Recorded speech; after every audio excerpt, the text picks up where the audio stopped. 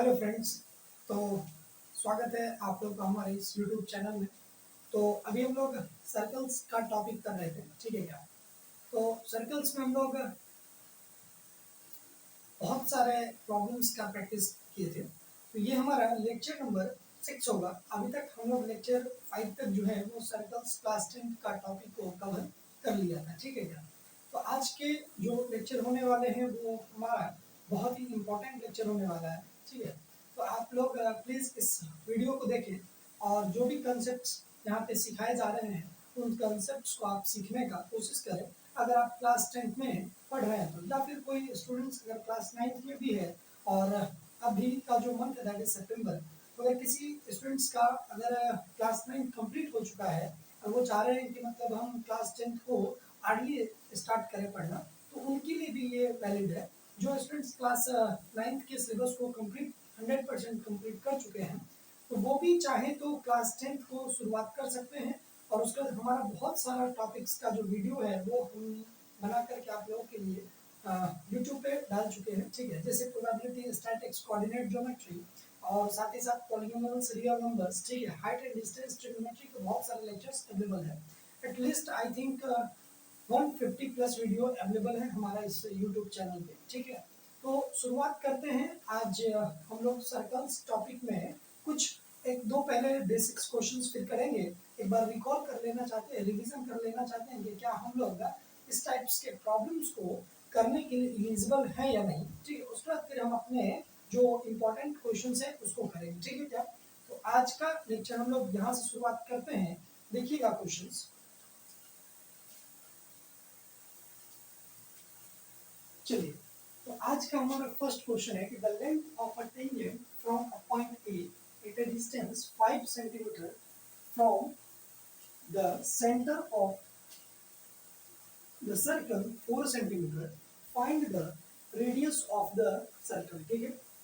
तो क्वेश्चंस को पढ़ के आपको बहुत ही आसान सा कंसेप्ट समझ में आया होगा कि क्वेश्चंस क्या कह रहा है कि एक सर्कल्स है, ठीक है?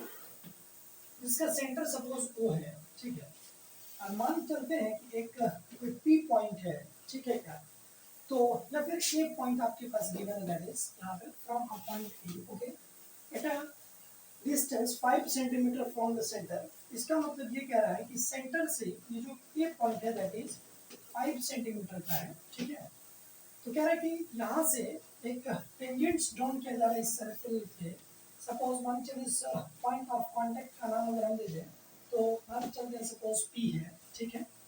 जो कि है दैट इज 4 सेंटीमीटर, ठीक है? तो आप लोगों को फाइंड आउट करना है that is find the radius of the circle. तो सिंपल सा क्वेश्चन है, हम इसको अगर ज्वाइन करें, ठीक है क्या? तो इसको ज्वाइन करने के बाद हम लोग लिख सकते हैं कि radius is, since radius is perpendicular to tangent,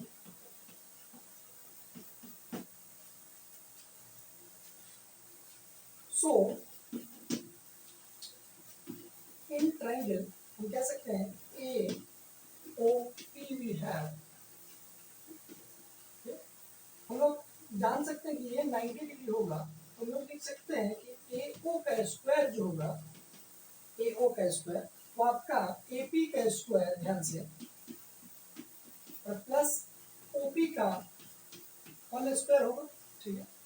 यहाँ से ए ओ जो है हमारा दैट इज ए ओ का हमारा वैल्यू दैट इज 5 का स्क्वायर हमारा होगा 25 is equal to A P that is 4 centimetre का square that is 16 plus of O P का होल स्क्वायर, ओके? यहाँ से हम लिख सकते हैं 25 minus 16 is equal to O P का स्क्वायर। यहाँ पर लिख सकते हैं दैट इज ओ पी, यहाँ से आएगा हमारा वैल्यू 9। वही बात कि एक बार ओपी का जो वैल्यू होगा वो हमारे प्लस 3 सेंटीमीटर होगा और दूसरी बार माइनस 3 सेंटीमीटर होगा, ओके?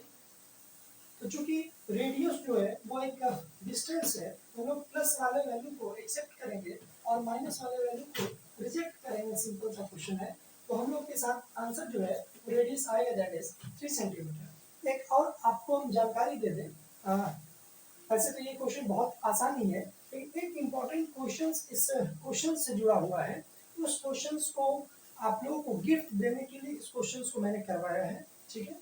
तो एक बात आप लोग रिजल्ट याद रखिएगा कि कभी भी ध्यान से, कभी भी अगर कोई 3 4 5 का अगर एक ट्रायंगल्स हो, ध्यान से 3 4 5, जैसे हम लोग देख रहे हैं एक राइट ट्रायंगल है that is 3 centimetre 4 centimetre and 5 centimetre, ठीक है क्या।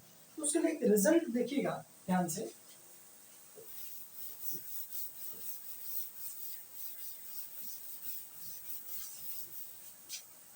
जब भी आपके पास, ध्यान से,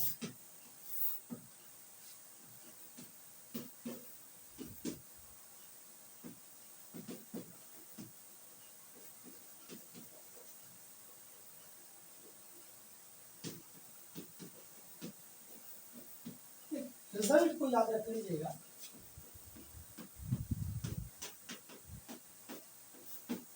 जब भी 3 4 5 का ट्रायंगल्स हो तो पहली बात वो ट्रायंगल्स जो है वो राइट ट्रायंगल होगा। इस चीज को ये सेटिस्फाइड करेगा पहला बात, क्योंकि H square equals to P square plus B square होता है, हम लोग राइट ट्रायंगल्स के भी पाइथागोरस का यूज करते हैं। तो कभी भी अगर कोई ट्रायंगल्स गिवन है और अगर उसका सपोज साइड्स 3 4 5 है, इसका मतलब है कि वो एक राइट ट्रायंगल्स होने की पॉसिबिलिटीज है, पहली बात, ठीक है। और दूसरी बात देखिएगा कि अगर मान चले सपोज कि 3 4 5 का ट्रायंगल्स है तो ये जो एंगल होगा, ठीक है, वो 53 डिग्री का आएगा ध्यान से, और ये वाला जो एंगल होगा दैट इज 37 डिग्री का होगा, ठीक है। और चूंकि ये तो हमारा ऑलरेडी दैट इज 90 डिग्री है, तो 90 प्लस, ध्यान से, 90 प्लस 53 प्लस 37 इसको आप ऐड कीजिएगा तो लिख सकते हैं 180 होगा। आप चाहें तो चेक कर सकते हैं, ठीक है क्या। तो एक रिजल्ट क्या हम लोगों ने इस क्वेश्चन से देखा कि जब भी 3 4 5 का होगा तो ये ऐसे याद रखें कि 5 और 3 के बीच का जो एंगल है दैट इज पहले 5 फिर 3 आप लिख सकते हैं। और अगर ये 53 है और ये 90 है तो हम कह सकते हैं कि 90 plus 53 plus X is equal to 180, यहाँ से हमारा वैल्यू आ जाएगा दैट इज 37, ठीक है। अच्छा, तो पहला एक बात हम लोग रिजल्ट ये चीज देखे हैं कि ये जो है 53 डिग्री और 37 डिग्री होगा, एक बात। अब दूसरी बात यहाँ से इस चीज को आप दूसरे रिजल्ट के फॉर्मेट में देख सकते हैं। देखिएगा कि कभी भी सपोज आपसे अगर सपोज कोई पूछे कि साइन 53 डिग्री का वैल्यू क्या होगा, ध्यान से, तो साइन 53 डिग्री, ठीक है क्या। तो साइन 53 डिग्री के लिए हम लोग जानते हैं कि साइन थीटा इक्वल टू होता है that is P upon H, ठीक है क्या। तो इसके लिए पी का काम करेगा दैट इज 4, ओके, और h का काम करेगा दैट इज 5। इसका मतलब 4/5 होगा, यानी कि sin 53 डिग्री का वैल्यू 4/5, ध्यान से। उसी प्रकार अगर कोई पूछे आपसे कि cos 53 डिग्री बराबर क्या होगा, तो हम लोग जानते हैं बेस अपॉन हाइपोटेनस, और बेस क्या है दैट इज 3 सेंटीमीटर, ओके, और हाइपोटेनस क्या है दैट इज 5। इसका मतलब cos 53 डिग्री का वैल्यू आएगा दैट इज 3/5। उसी प्रकार अगर आपसे कोई पूछे सपोज कि sin 37 डिग्री का वैल्यू क्या होगा, हमारा p बाई एच, ये 37 के लिए p का काम करेगा ये, तो p by H equal to 3/5, okay. और उसी प्रकार cos 37 डिग्री इक्वल टू आएगा आपका p बाई एच, तो ये अगर हम लोग ले रहे हैं तो इसके लिए p का काम करेगा that is b by H, b हमारा होगा दैट इज ये फॉर्मूला होता है b अपॉन एच, यहाँ से लोग लिख सकते हैं 4/5, ओके। तो ये जो रिजल्ट्स है, ये रिजल्ट्स को आप प्लीज याद रखें, ठीक है। हो सकता है कि अभी आपको इसका इंपॉर्टेंस पता नहीं चले, लेकिन जब आप क्लास 11th में जाइएगा तो फिजिक्स में भी आपको ये बहुत ये वेक्टर्स टॉपिक में और फोर्स का टॉपिक में ये यूज आने वाला है, या फिर वेक्टर्स में जो रिजोल्यूशन ऑफ वेक्टर होगा उसमें बहुत ही इंपॉर्टेंट ये रोल प्ले करेगा। तो क्यों ना हम लोग अभी से ही इस रिजल्ट्स को ऐसे याद कर ले, और हम लोग कॉन्सेप्ट्स भी देख ही चुके हैं, ठीक है। तो साइन 53 डिग्री का पता है तो हम टेन 53 डिग्री का वैल्यू निकाल सकते हैं that is sine 53 upon cos 53 से, ठीक है। तो चूंकि cos साइन 53 डिग्री वैल्यू है 4/5, ठीक है, अपॉन और cos 53 का दैट इज 3/5, इसका मतलब लिख सकते हैं 4/5 और 5/3 दैट इज 4/3, ओके। उसी प्रकार आप टेन 37 डिग्री का वैल्यू निकाल सकते हैं that is sine 37 upon cos 37, okay, और साइन 37 का वैल्यू आया दैट इज 3/5 अपॉन, और कॉस 37 का वैल्यू दैट इज 4/5। यहाँ से हम लोग लिख सकते हैं 3/5, 5/4, दैट इज 3/4, ओके। तो ये हमारा एज अ रिजल्ट है साइन कॉस 10 सारा 53 डिग्री और कॉस 37 डिग्री के लिए, ठीक है। अगर साइन पता है तो हम लोग उसका उल्टा कॉसेक का भी निकाल सकते हैं, और कॉस पता है तो सेक का भी निकाल सकते हैं। तो ऐसा हम कह सकते हैं कि हम लोग किसी भी जनरल ट्रिग्नोमेट्रिक फंक्शंस का जो साइन 53 या कॉस 53 किसी का भी हम लोग 53 और 37 के लिए वैल्यू याद रख सकते हैं, ठीक है क्या। तो ये एक कह सकते हैं आप कि स्टैंडर्ड ट्रायंगल होता है, स्टैंडर्ड ट्रायंगल होता है, ठीक है क्या। इसको आप लोग एज ए रिजल्ट की तरह याद रख लें, ठीक है। तो सेकंड क्वेश्चन आज का देखिएगा। चलिए, तो आज का जो हमारा सेकंड क्वेश्चन है वो इस प्रकार है कि टू कंसेंट्रिक सर्कल्स, तो हमारा शब्द आ दैट इज कंसेंट्रिक, ओके। तो हम लोग पहले ही कंसेप्ट क्लियर कर चुके हैं कि कंसेंट्रिक सर्कल्स का मतलब क्या होता है, ठीक है क्या। तो two concentric circles, okay, are radian 5 centimetre and 3 centimetre, ठीक है। तो फाइंड द लेंथ ऑफ कोड ऑफ द लार्जर सर्कल, यानी कि लार्जर सर्कल का जो कोड है, ठीक है क्या, उसका लेंथ आप लोग को फाइंड आउट करना है, जो टच कर रहा है किसको, दैट इज स्मॉलर सर्कल को। इसका मतलब हम लोग एक सर्कल्स पहले ड्रॉ अगर करें, ठीक है। तो एक सर्कल्स है सपोज दैट, ठीक है, उसके अंदर भी एक सर्कल्स है, तभी तो हमारा कंसेंट्रिक सर्कल्स होगा। तो इसका मतलब इसके रेडियस को हम लोग कह सकते हैं कि ये 3 सेंटीमीटर है, ठीक है, और इसके रेडियस को हम लोग मान सकते हैं 5 सेंटीमीटर है, ठीक है क्या। जिसका सेंटर तो यूनिक होगा, यानी कि एक सेंटर दोनों के लिए एक ही होगा, ठीक है, लेकिन रेडियस अलग अलग होगा, ठीक है। तो आप लोगों को फाइंड आउट करने की अगर हम बात करें, उसको ऐसे भी लिख सकते हैं, देखिएगा ये हमारा दैट इज 3 सेंटीमीटर, ओके, और हम लोग ऐसे भी मान लें कि ये हमारा क्या है, दैट इज 5 सेंटीमीटर, ठीक है। तो हम लोग को फाइंड आउट करना दैट इज कि फाइंड द लेंथ ऑफ कोड ऑफ द लार्जर सर्कल, यानी कि लार्जर सर्कल का कोड जो कि टच कर रहा है किसको, दैट इज स्मॉलर सर्कल को। हम लोग उस कोड कैसे बना सकते हैं क्या, ठीक है। ध्यान से समझने का कोशिश कीजिएगा इस क्वेश्चन को, कि ये पार्ट हम लोग को अगर सोचना है कि इसका लेंथ क्या होगा, ठीक है क्या। तो देखिएगा कि हम लोग इसको अगर ऐसे मिला लें, ठीक है, ठीक है, ये हमारा ओ है, उसको हम एम मान लें, ठीक है, और इसको हम लोग अगर थोड़ा सा बढ़ाने का भी कोशिश करें तो हम लोग बढ़ा सकते हैं, ठीक है, यहाँ तक। अच्छा, तो मान के चलते ये जो कोड है दैट इज ए बी, वो ए बी जो है वो कोड की तरह काम कर रहा है, दैट इज अगर सपोज C1 है और ये C2 है, यानी कि C2 के लिए अगर सपोज हम कह सकते हैं ये अगर कोड की तरह काम कर रहा है, तो हम ये भी कह सकते हैं कि C1 के लिए ये एक टेंजेंट की तरह काम करेगा, ठीक है क्या। तो हम लोग को फाइंड करना दैट इज इसका जो लेंथ होगा वो हम लोगों को फाइंड आउट करना है, ठीक है। तो हम लोग ऐसा सोचें कि अगर इसको सपोज हम लोग ज्वाइन कर रहे, देखिएगा, ठीक है क्या, हम लोग अगर इसको ज्वाइन कर लें, ठीक है, तो हम लोगों के पास ये हमारा पता है दैट इज 3, ठीक है, और ये हमारा कितना दैट इज 5। ध्यान से देखिएगा, ये हमारा आ चुका है दैट इज 5 सेंटीमीटर इतना, ठीक है, और ये हमारा आ चुका है दैट इज 3 सेंटीमीटर, ठीक है ना। हम लोग क्या इस ट्रायंगल्स में अगर आए हैं, ध्यान से देखिए इस ट्रायंगल्स में, ठीक है, तो हम लोग लिख सकते हैं क्या, ये ओ है ए, इसका नाम सपोज आप टी रख लें, तो हम लिखेंगे यहाँ पे in triangle O A T we have, और ओ ए टी में हम लोग एक बात जानते हैं कि चूंकि ये तो एक रेडियस ही है, छोटा वाला सर्कल्स के लिए या आप बड़ा वाला सर्कल्स के लिए इसको रेडियस मान सकते हैं, ठीक है। ये जो रेडियस है, ठीक है, वो परपेंडिकुलर होगा, ठीक है। हम कहते हैं कि किसी भी सर्कल्स में, ध्यान से, अगर ये हमारा थ्योरम नंबर 3 था कि किसी भी सर्कल्स में अगर हम लोग सेंटर से एक परपेंडिकुलर लाइन ड्रॉ कर दें, किससे परपेंडिकुलर लाइन ड्रॉ कर दें, किस पे, उस कोड पे, तो वो कोड को बाइसेक्ट करता है, ठीक है।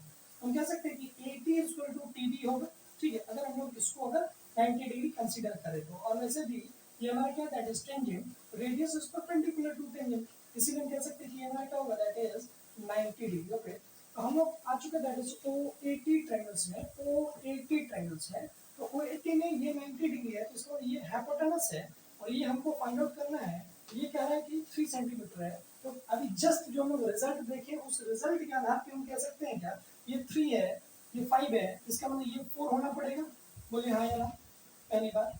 और अगर ये 4 है ठीक है और बाइसेक्ट करता है तो इसका मतलब ये भी डायरेक्ट लिख सकते हैं क्या, यहाँ पे देखिएगा कि 5 का जो स्क्वायर जो होगा तो दैट इज 4 का स्क्वायर प्लस ऑफ 80 का स्क्वायर। ओके, तो 25 माइनस 16 इज इक्वल टू 80, ठीक है क्या, 9 over root is equal to 80, तो 80 का वैल्यू हमारा होगा दैट इज प्लस 3 सेंटीमीटर, ठीक है। और माइनस वाला को हम लोग रिजेक्ट करेंगे, क्यों करेंगे ये बात बार बार बताने की जरूरत नहीं आएगी। तो 80 इज इक्वल टू 3 सेंटीमीटर हम लोग फाइंड आउट कर चुके हैं, तो यहाँ से क्वाइन लिखेंगे कि 80 is goes to that is 3b। Okay, तो दैट इज 4 सेंटीमीटर, ठीक है ना। इसीलिए हम कह सकते हैं कि ए बी जो होगा वो हमारा 4+4 दैट इज कह सकते हैं ना कि आपका 8 सेंटीमीटर के इक्वल आएगा, ठीक है क्या। इसका मतलब ए बी का जो वैल्यू है वो 8 सेंटीमीटर आएगा। खैर, तो ये सब क्वेश्चंस का लेवल की अगर हम बात करें तो इसका लेवल हमारा क्या दैट इज 0, ठीक है क्या। तो बस क्वेश्चंस ऐसे ही प्रैक्टिस करवाने के लिए सब सारे क्वेश्चंस हम ले रहे हैं, ठीक है। अब एक जो क्वेश्चंस लेने वाले हैं वो अभी तक का सबसे अच्छा क्वेश्चंस, और ये क्वेश्चंस आपके एग्जाम में हो सकता है कि आए, ठीक है क्या। तो इस क्वेश्चंस को आप जरूर कोशिश कीजिएगा वीडियो को पॉज करके खुद से सॉल्व करने का, और अगर नहीं हो उसके बाद फिर हमारा लेक्चर्स देखिएगा।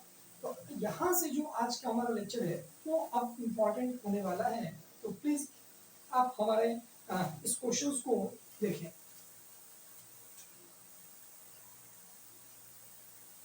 चलिए, तो ये थोड़ा सा इम्पोर्टेंट क्वेश्चंस कह सकते हैं, ठीक है क्या। तो हो सकता है कि इस टाइप के प्रॉब्लम्स आपके एग्जाम में भी आए, ठीक है। तो प्लीज इस क्वेश्चंस को आप खुद से पहले करने का कोशिश करें, वीडियो को पॉज करें, उसके बाद आप खुद इम्प्लीमेंटेशन करें अपने कंसेप्ट को। आई थिंक ऐसा नहीं लगता है मुझे कि आपको कोई इस कंसेप्ट में हम कमी किए हैं, ठीक है क्या। तो आप इस क्वेश्चंस को खुद से करने का कोशिश कीजिएगा। आपके पास जो काम आने वाला कंसेप्ट होगा दैट इज सरकमफेरेंस, सॉरी यहाँ पे एक सब दैट इज मिस्टेक है, यहाँ पे जो है सरकम स्क्राइब होना चाहिए थी, सरकम स्क्राइब। ओके, एक बार हम मिला लेना चाहते हैं कि सरकम स्क्राइब है क्या। जी, सरकम स्क्राइब होना चाहिए। ओके, तो क्वेश्चन है कि quadrilateral ABCD is drawn to circumscribe, ठीक है क्या, a circle. Okay, prove that AB plus CD is equal to AD plus BC, ठीक है। तो सबसे पहली बात हम दो टॉपिक पे बात कर चुके थे दैट इज कि हमारा इन स्क्राइब, ओके, इन स्क्राइब और सरकम स्क्राइब। ओके, सरकम स्क्राइब, ये दो टॉपिक क्या होता है इस बात को हम लोग बहुत ही अच्छे से फर्स्ट लेक्चर में क्लियर कर लिया है, ठीक है क्या। तो अब सरकम स्क्राइब का अगर बात कह रहा है इसका मतलब है कि एक सर्कल से, ध्यान से देखिएगा, ठीक है। तो सर्कम स्क्राइब का मतलब है कि एक क्वाड्रिलेटरल के अंदर क्या है दैट इज सर्कल्स है, ठीक है। तो मान चलिए सपोज कि हम लोग एक क्वाड्रिलेटरल फॉर्म्स करते हैं,